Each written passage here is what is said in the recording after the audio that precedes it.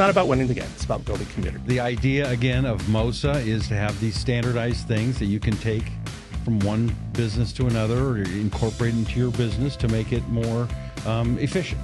Very successful. Everybody has buy-in. Use these tools, philosophical tools that you can use to make things better. Are you making the most of MOSA?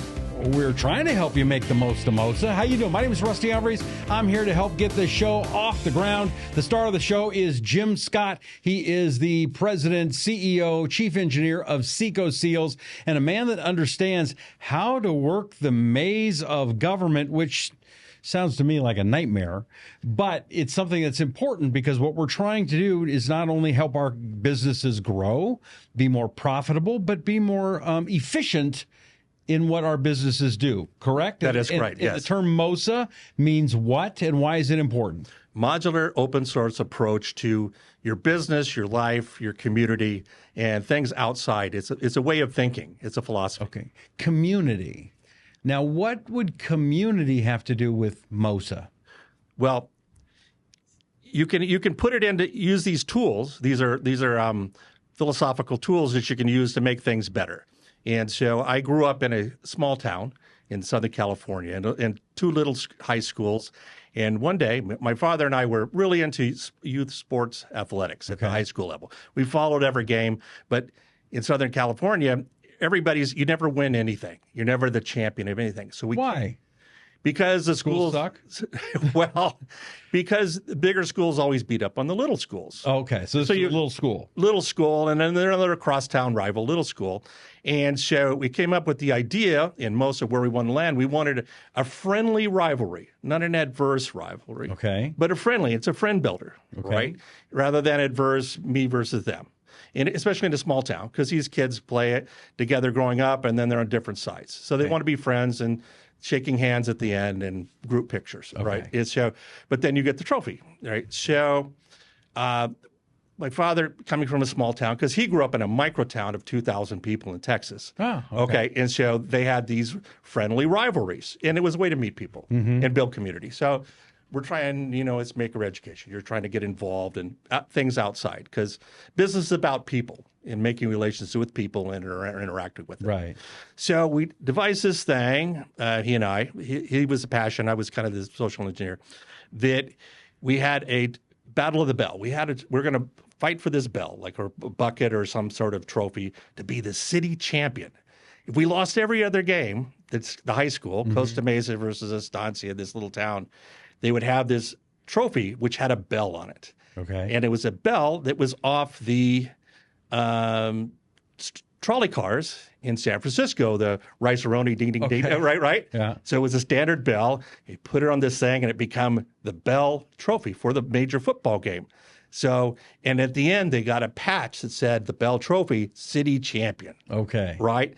So it didn't matter what else you did. You won that game. You put it on your jacket. Everybody had a good time, and they went to pizza. They had a rib dinner afterwards. Right. Right. And so and it started in '89. So we started off with football, and because of Title IX, we wanted to have equality. We had girls basketball, high school basketball. Wasn't girls football?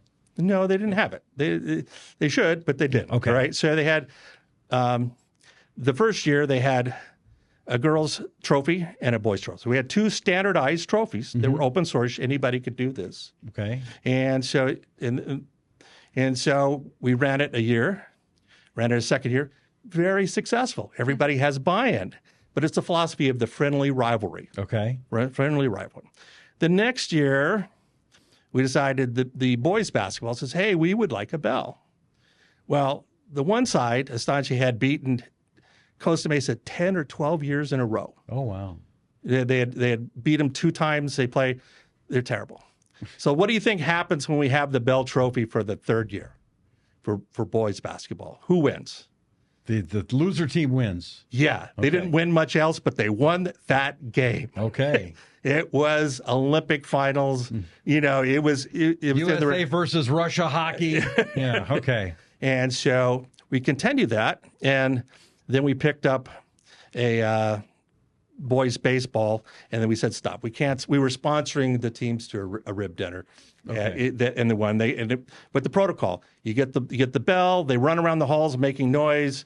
Everybody's into it, so that it has some significant. They ring the bell after the game. Everybody shakes hands. Okay. That's it. So we're building community. It's not about winning the game. It's about building community. Okay. So we do that, and then the next level goes. It says we're not sponsoring.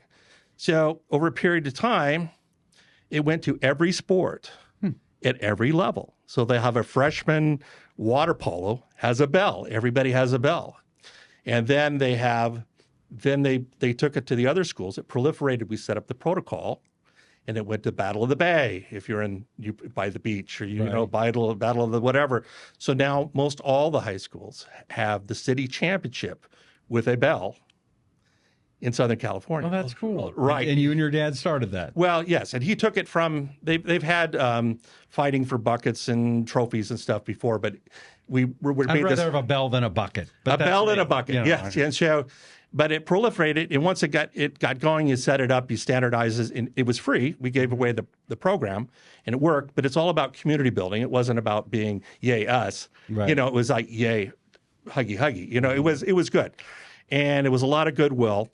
And so that was the Battle of the Bell. And it's a modular, the trophy, the system, an approach to building community through youth sports. And it was open source because you weren't hiding it. You'd let other cities do it if they wanted to, right? You'd probably help them. Well, yeah, we'd give it away. And, in the beginning, I would explain it. Right. We made it so it was somebody else could evangelize and explain it to somebody else. It was easy to understand the purpose and the vision of that.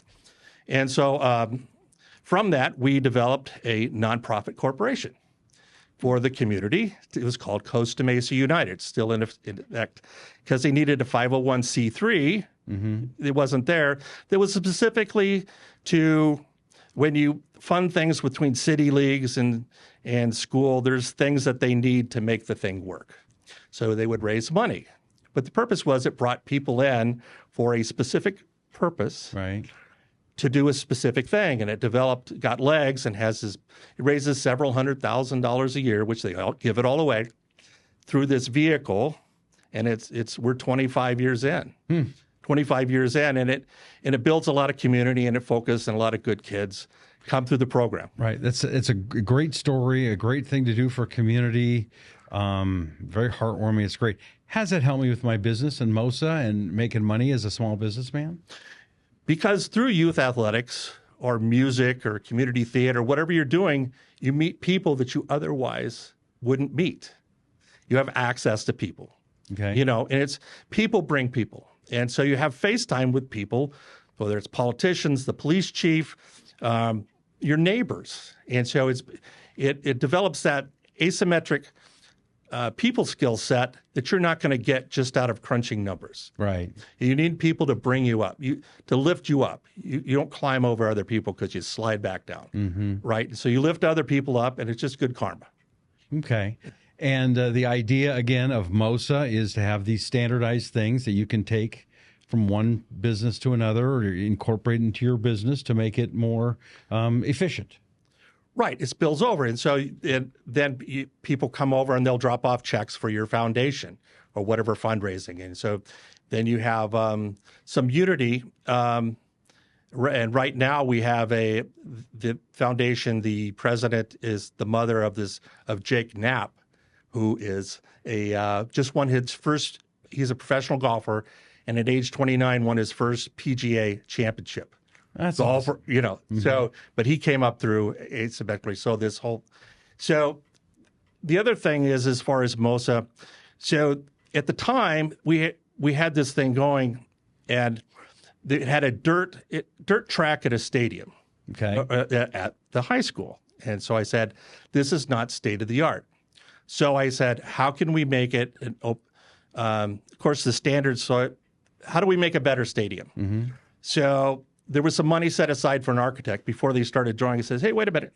So I took all the standards for all the Southern California CIF, California Interscholastic Federation sports, and the dimensions, and I said, the biggest use is soccer. So there's a soccer field on the inside. Okay. I mean, you have football, but you only have 5-10 games a year. Okay. That's not enough economic use to viable to build a stadium, really. Okay.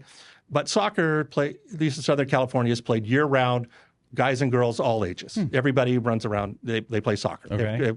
So I put even though it's a football stadium, it's really a soccer stadium with a track around it. Right. So all the high school sports can be played on that. So I took all that and the seat counts and the dimensions, and I roughed out a sketch, and we handed it over to the architect. Okay. And the school architect. And so the way architecture works in building public facilities in California is whatever the value of the project, they get 10%. You pitch it.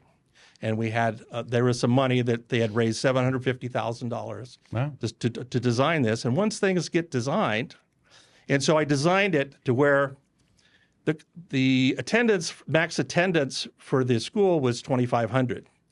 So all the car counts, where the maximum I could make is 2,500 seats. Okay. Because without changing the entire traffic patterns. Right. In parking, it would be a quantum change. So it was built with an environmental impact report, because you have to act. What is the impact? The drainage, the water, the traffic, and how's it going to work, right? And you circulate it and you run it through. And sure enough, it got built. And now it's a central location and pattern, and they built 4 or 5 stadiums off of that print. It's a standard print. Oh, wow. Okay. So the stadiums in that area using that same open source created, that they're doing the same similar. It's a public money. It's a public design. It's been stamped. It's been engineered. The dimensions for the sports are all the same. The soccer field is this, and the tracks have to be, so it's really an engineering feat, right? Right. But once we've done it, you could put them all over California. You could one design, stamp, if you had space available, and it would work, and it would be doing the same thing in the same spot for a real year-round. And we had low spill lights, so we didn't, it was all engineered perfectly, so it didn't, in the back of neighbors and the sound attenuation and all the constraints that you deal in an urban area. We engineered it to do that. Nice. And so now you've got a big success again using the same MOSA philosophy. Yes. Yeah. It's so you think about the business and then the business, but think outside the box of MOSA. Use it on other things, doing good, whether you're, we're going to be talking to more congressmen, then access the different things and just asking questions within that framework. And this Title 10, which is a document that they passed in 2018 in the military to make an attempt to use MOSA design approach and architecture in designing all the DoD systems that we were talking about. Right. So that's where it really makes sense to me, where you're trying to have the same sizes, the same kind of parts that are easily found off the shelf, that if something goes wrong with an airplane or a gun or whatever, they're able to easily replace that part. And that would be a standardized open source piece of equipment. Well, so it's modular so that you can upgrade it. You can make changes because things change. And this rate of change, the delta, is just going to increase. So it's imperative that all these things are organized in a modular fashion. So if one part breaks, the whole car doesn't shut down. Right. The whole train doesn't stop. So it's a great. Much easier to fix that way. If something breaks, you've got those parts are easier to find. Right. And so we make something that's modular, then we can scale it up. And when we scale it up, we can set up standardized metrics that are all the same. And so even if it's something as simple as we developed a happiness scale. Not everything is, a test with numbers, right? Okay. So you have to say, what was your experience today, Rusty, working at, going to this restaurant? Well, how would you give it? Well, like in the hospitals, they have a thing called a SUD scale, subjective unit of distress scale. Okay. And it's the happy faces, unhappy to happy. So 1 through 10, you're kind of guessing. So you can take somebody, even if they don't speak English, and go, where are you? And so you can say, I'm there. And that translates to a 7. Now you can take something that's a soft science and put it into hard science, and you can accumulate some data to see if you're doing the right thing on things that are, whether it's happiness in the community, happiness for the kids, customer satisfaction, employee satisfaction. Important. How are we doing it? So how can we build some mathematical tools, statistical tools to manage and punch data up to manage a large organization. Because these guys who sit in the big high rises, they only get the information that bubbles up. Right. And they need good tools and ears on the ground and not just a sales meeting with 500 people because that's numbing. Right. They need small groups, 10 or less, and with good data, asking good questions and direct modular questions. Mm-hmm. So you're testing, you're eating that hamburger. It doesn't quite taste right. What changed? Right. Right. How can we make it better?